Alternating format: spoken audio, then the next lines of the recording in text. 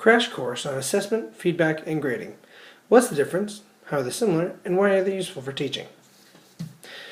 First, let's start with assessments. Assessments are kind of the observations or the evaluations you make.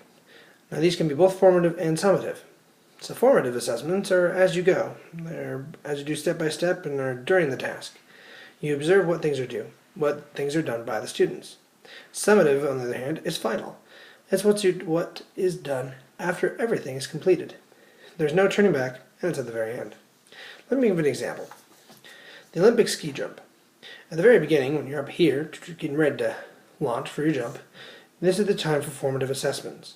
You can check your straps, you can practice bending your knees, you can check your goggles, you can go through the motions, and you can essentially do everything you wanted without actually going down the slope. This is good. But the moment you leave the house to go down the jump, that's when summative assessment takes over, because the focus is landing. Once you land, you assess how the landing was. There's no turning back. You can't really change anything. And what's final is final. Which then comes to feedback. That's the response to the assessment. Both incorrect answers and correct answers need feedback. There are two types of feedback. The teacher to the student saying, this is what I saw, this is what it was done, aka what the assessment was. But there's also the reflection on teaching. How are you doing? What are you doing? And how can you improve? There's feedback that needs to be for the student and for the teacher.